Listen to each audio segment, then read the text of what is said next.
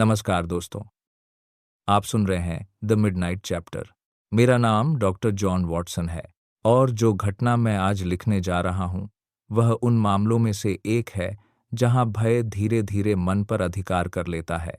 यह जनवरी 1895 की बात है। लंदन में कड़ाके की ठंड थी।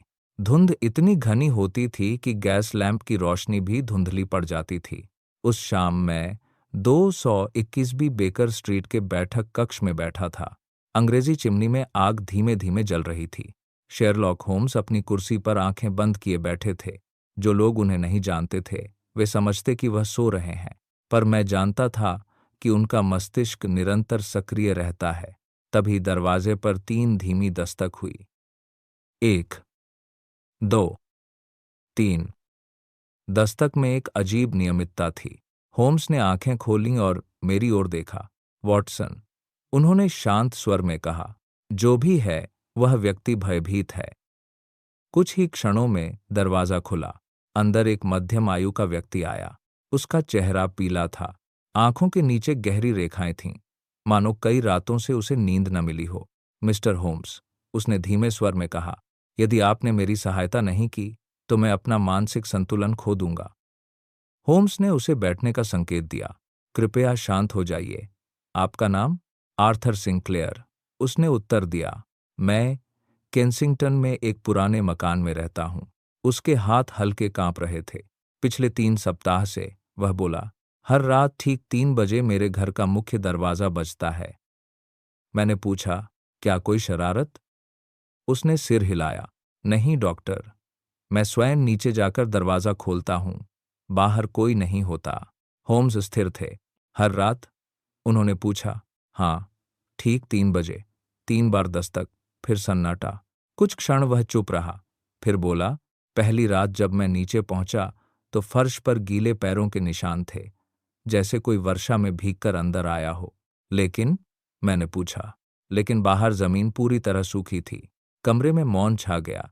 होम्स ने पूछा, घर में और कौन रहता है? सिर्फ मैं और मेरी बहन क्लारा। यह मकान आपका है? यह मेरे पिता का था। उनकी मृत्यु 2 महीने पहले हुई। होम्स की दृष्टि तेज हो गई। मृत्यु का कारण? दिल का दौरा, आर्थर ने कहा। लेकिन उन्होंने अपनी मृत्यु से कुछ दिन पहले मुझसे कहा था कि रात को कोई दरवाजा बजाता है। मैं अनायास ही असहज हो उठा। उन्होंने यह बात कब कही? होम्स ने पूछा। मृत्यु से 3 दिन पहले।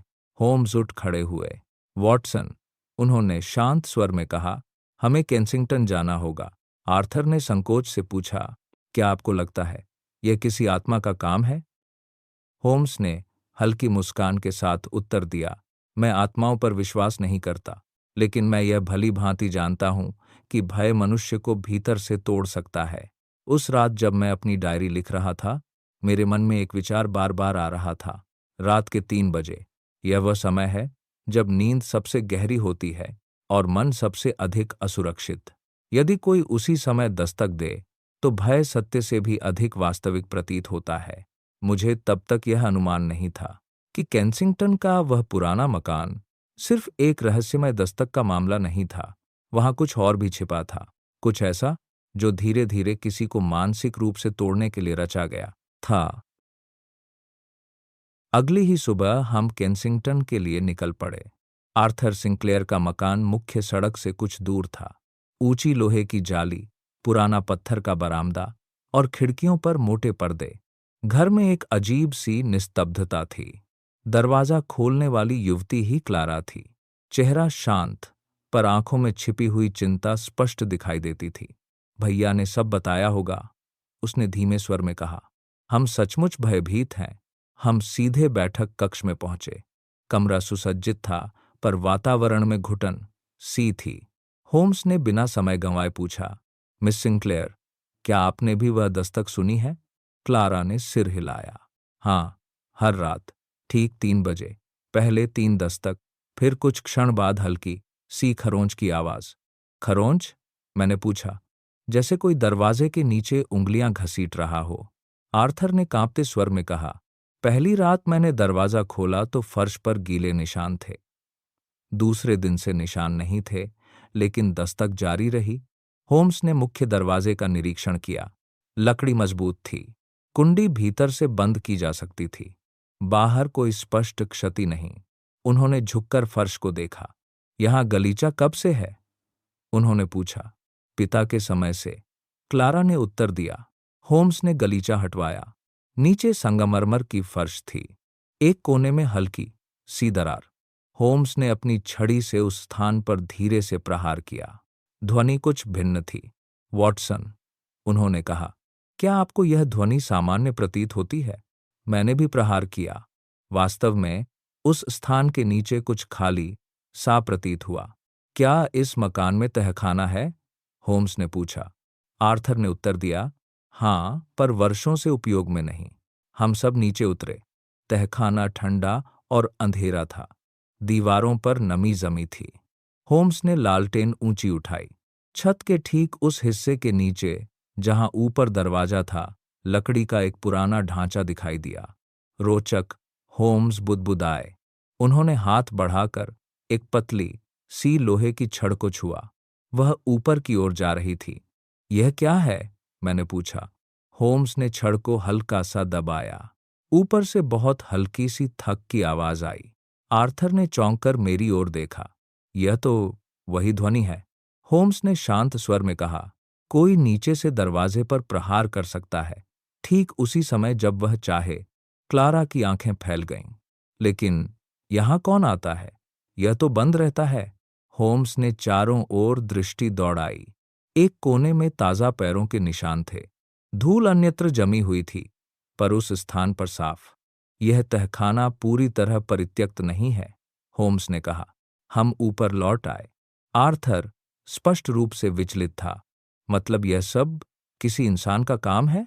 होम्स ने उत्तर दिया, अभी यह कहना जल्दबाजी होगी, लेकिन इतना निश्चित है कि भय को योजनाबद्ध ढंग से उत्पन्न किया जा रहा है। क्लारा ने धीरे से कहा, पिता की मृत्यु के बाद से ही यह सब शुरू हुआ। होम्स ने तुरंत पूछा, क्या आपके पिता ने कोई वसीयत छोड़ी थी? आर्थर और क्लारा ने एक दूसरे की ओर देखा। हाँ, आर्थर ने कहा, मकान और संपत्ति हम दोनों के नाम बराबर हिस्से में है। होम्स कुछ क्षण मौन रहे।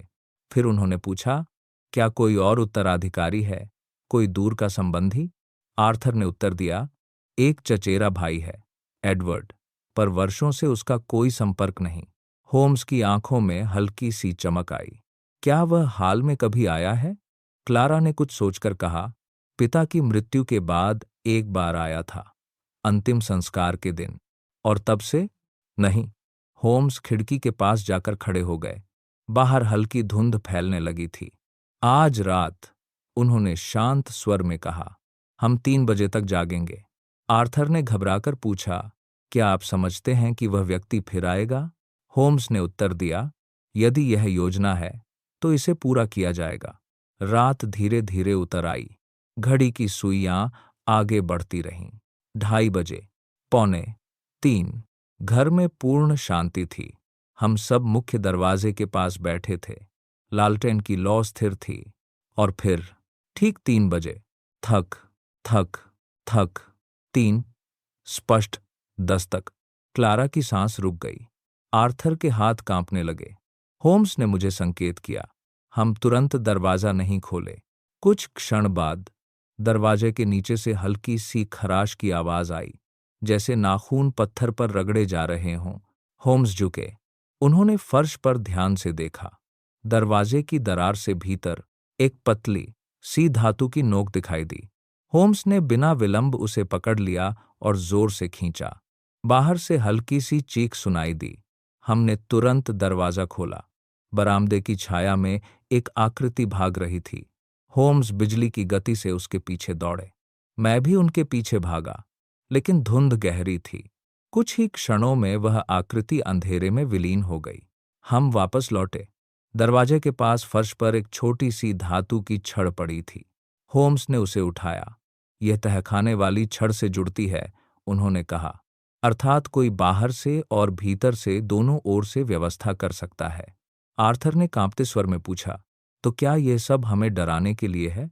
होम्स ने शांत पर गंभीर स्वर में उत्तर दिया, हाँ, और संभवतः किसी को मानसिक रूप से अस्थिर सिद्ध करने के लिए।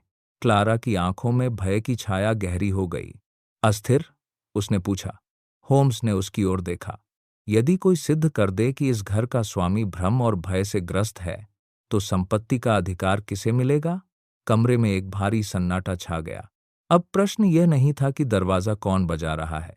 प्रश्न यह था, कौन चाहता है कि आर्थर सिंक्लेयर भय के कारण अपना विवेक खो दे? और क्यों? उस रात के बाद आर्थर की स्थिति और अधिक चिंताजनक हो गई। दस्तक अब केवल भय का कारण नहीं थी, वह एक प्रतीक्षा बन गई थी। रात के हर घंटे में उसे 3 बजे का इंतजार रहता। होम्स ने स्पष्ट कहा, यह खेल मन पर आक्रमण करने के लिए रचा गया है, और यदि हम शीघ्र ही इसे न रोकें तो परिणाम गंभीर होंगे। अगली सुबह होम्स ने मुझसे कहा कि हमें घर के भीतर रहने वाले प्रत्येक व्यक्ति पर ध्यान देना होगा। वॉटसन, उन्होंने धीमे स्वर में कहा, कभी कभी अपराधी घर के बाहर नहीं, भीतर होता है। मैंने क्लारा की ओर देखा। वह शांत प्रतीत होती थी, पर उसकी आंखों में एक अजीब थकान थी। क्या आपको अपनी बहन पर संदेह है? मैंने धीरे से पूछा। होम्स ने तुरंत उत्तर नहीं दिया। संदेह नहीं, उन्होंने कहा, परंतु परिस्थिति की जांच आवश्यक है। दोपहर के समय होम्स ने पूरे मकान का सूक्ष्म निरीक्षण किया। उन्होंने दरवाजों के कब्जे देखे, खिड़कियों की कुंडियां जांचीं, तहखाने की धूल का परीक्षण किया। फिर उन्होंने मुझे बुलाया, वॉटसन, इधर आइए। मुख्य दरवाजे के पास दीवार पर एक बहुत हल्का सा छेद था, साधारण दृष्टि से अदृश्य। यह छेद बाहर की ओर जाता है, होम्स ने कहा। मैंने ध्यान से देखा। वास्तव में यह एक पतली सी नली के लिए पर्याप्त था। कोई यहां से भीतर की गतिविधि देख सकता है, मैंने कहा, या सुन सकता है, होम्स ने जोड़ा। उन्होंने तहखाने की छड़ और इस नली के बीच दूरी नापी। सारी व्यवस्था इस प्रकार बनाई गई है कि दस्तक बाहर से दी जाए और भीतर उसका प्रभाव दुगुना हो। लेकिन उद्देश्य? मैंने पूछा। होम्स ने कहा, आर्थर को मानसिक रूप से अस्थिर सिद्ध करना। उसी समय क्लारा भीतर आई। भैया की तबीयत ठीक नहीं है, उसने कहा। वह रात भर सो नहीं पाए। हम ऊपर गए। आर्थर बिस्तर पर बैठा था, चेहरा और भी पीला। मैंने कल रात किसी को देखा, उसने कांपते स्वर में कहा। किसे? मैंने पूछा। सीढ़ियों के मोड़ पर एक परछाई। जब मैं उठकर गया, वहां कोई नहीं था। होम्स ने शांत स्वर में पूछा, क्या आपने शराब ली थी? नहीं। क्या आपको पहले भी ऐसी अनुभूति हुई है? आर्थर कुछ क्षण चुप रहा। पिछले सप्ताह एक बार। होम्स ने मेरी ओर देखा। जब हम कमरे से बाहर आए, उन्होंने धीमे स्वर में कहा, यह योजना आगे बढ़ रही है। पहले दस्तक, फिर खरोंच, अब छाया। मानसिक विघटन की क्रमिक प्रक्रिया, मैंने कहा। सही, होम्स ने उत्तर दिया। दोपहर के समय एक और घटना घटी। एक स्थानीय चिकित्सक का पत्र आया। पत्र में लिखा था कि आर्थर ने 2 दिन पहले उनसे परामर्श लिया था और कहा था कि उसे भ्रम होने लगे हैं। मैं चौंक गया। क्या यह सत्य है? मैंने आर्थर से पूछा। उसने लज्जित स्वर में कहा, मैंने सोचा शायद मैं सचमुच भ्रमित हो रहा हूं। होम्स ने पत्र को ध्यान से पढ़ा। यदि यह प्रक्रिया जारी रही, उन्होंने कहा, तो अदालत में यह सिद्ध करना कठिन नहीं होगा कि आप मानसिक रूप से अस्थिर हैं। क्लारा अचानक बोली, लेकिन ऐसा कौन करेगा और क्यों? होम्स ने शांत स्वर में कहा, क्योंकि यदि घर का स्वामी अस्थिर घोषित हो जाए तो संपत्ति का अधिकार दूसरे उत्तराधिकारी को मिल सकता है। क्लारा के चेहरे का रंग बदल गया। आप एडवर्ड की बात कर रहे हैं? होम्स ने उत्तर दिया। संभव है। शाम ढलने लगी। धुंध फिर घनी होने लगी थी। होम्स ने निर्णय लिया कि आज रात हम तहखाने में छिपेंगे। यदि कोई भीतर से व्यवस्था संचालित कर रहा है, उन्होंने कहा, तो वह अवश्य आएगा। रात के 2 बजे हम तहखाने में थे। लालटेन बुझा दी गई थी, केवल हल्की सी रोशनी। 2:55, सन्नाटा, और फिर ऊपर से 3 स्पष्ट दस्तक। थक थक थक। हमने ऊपर से आती कंपन महसूस की। कुछ क्षण बाद तहखाने के दरवाजे की कुंडी हिली। कोई भीतर आया। हल्के कदम। वह सीधे उस यंत्र की ओर बढ़ा जो छड़ से जुड़ा था। होम्स ने धीरे से फुसफुसाया, अब। हम अचानक प्रकाश में आए। लालटेन जलाई गई। वह व्यक्ति चौंक गया। उसके हाथ में वही धातु की छड़ थी। मैंने स्पष्ट देखा, वह एडवर्ड था, आर्थर का चचेरा भाई। उसके चेहरे पर भय और क्रोध मिश्रित थे। आप? आर्थर ने ऊपर से उतरते हुए कहा। एडवर्ड पीछे हट गया। तुम्हें कुछ सिद्ध नहीं होगा, उसने कठोर स्वर में कहा। होम्स ने शांत भाव से उत्तर दिया, हमें केवल इतना सिद्ध करना है कि यह योजना आपकी थी। एडवर्ड ने व्यंग्य से कहा, योजना? मैं तो बस घर की सुरक्षा जांचने आया था। होम्स ने छड़ उठाई। और यह? और यह नली? और चिकित्सक को भेजा गया संकेत कि आर्थर भ्रमित है?